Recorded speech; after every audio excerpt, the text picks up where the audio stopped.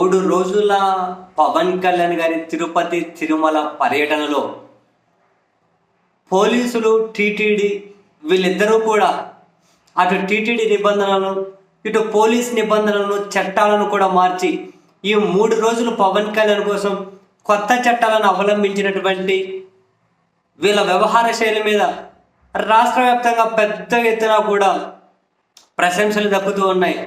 పవన్ కళ్యాణ్ లాంటి అద్భుతమైన చాలా గొప్ప వ్యక్తి వచ్చారు అని ఇప్పటి వరకు టీటీడీ చరిత్రలో ఎప్పుడూ ఉల్లంఘించని నిబంధనలు ఈసారి ఉల్లంఘించారు. అండ్ పోలీసులు అయితే అధికారంలో ఉన్న వాళ్ళకు ఎప్పుడూ చేసేది ఊడిగమే కాబట్టి ఆ ఊడిగం కూడా ఈసారి పతాక స్థాయికి చేరింది. అసలు పాయింట్ నెంబర్ 1 ఏంటి, అసలు పవన్ కళ్యాణ్ గారి ఆ ప్రచార వాహనం ఏదైతే ఉంటుందో కార్వాన్ తిరుమలకి ఎట్లా వెళ్ళింది? అది ఇంతకుముందు ఎవరైనా దాని తిరుమలకు అటువంటి వాహనాలు తిరుమలకు తీసుకెళ్లారా? నిబంధనలు అంగీకరించో తీసుకెళ్ళకూడదు, తీసుకెళ్లారు. అది కూడా ఘాట్ రోడ్లో ఇంకా రాంగ్ రోడ్లో పోతూ ఉంది. అది యథేచ్ఛగా స్వామివారి కాకుండా వేరే వాళ్ళకు హారతులు ఇచ్చారా, దిష్టి తీశారా, గుమ్మడికాయలు వగలగొట్టారా? ఈయన వగలగొట్టారు. ఈయన వాహనాన్ని పైకల్లో చేశారు. అది రాంగ్ రూట్లో పోతూ ఉంది. అక్కడ దాగినరా?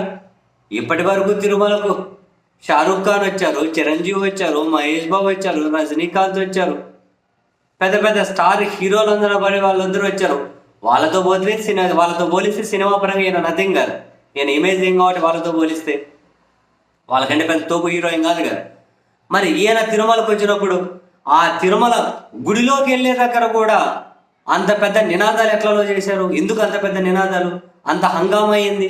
ఈయన ఒకడు పోయి చేసుకొని ఒకరు ఇద్దరు రాకుండా పెద్ద వాళ్ళ గుంపుని వేసుకొని ఎటుకు పోతున్నారు? ఏంటిది? అక్కడ పొలిటికల్ స్లోగన్స్ ఏంటి? గుళ్ళో పొలిటికల్ స్లోగన్స్ ఏంటండి బాబు?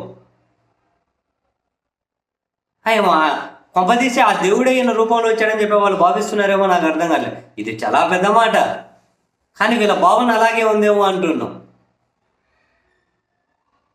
మరి పైపెచ్చి తిరుపతిలో సభ ఎట్లా అనుమతి ఇచ్చారు? జగన్మోహన్ రెడ్డి గారు వస్తా అన్నప్పుడు సెక్షన్ 30 అమల్లో ఉంది, ఎవరు రాకూడదని పోయి వైసీపీ నాయకులందరికీ నోటీసులు ఇచ్చారు.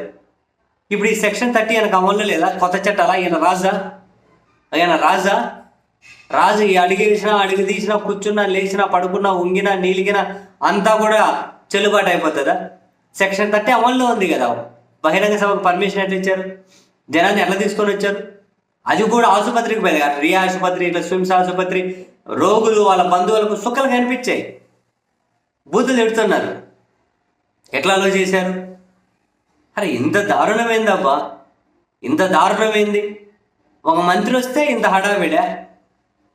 హడావిడా కార్వాన్లు పైకి తీసుకెళ్తారంట, దేవుడికి కాకుండా ఈయన కారతులు ఇస్తారట, గుళ్ళల్లోనే పొలిటికల్ నినాదాలు స్లోగన్స్ అట, సెక్షన్ 30 ఉందని చెప్పి ఈయన కోసం ఎత్తేస్తారట, ఆడ బుద్ధి పెడితే ఆడ సభలకు అనుమతిస్తారట.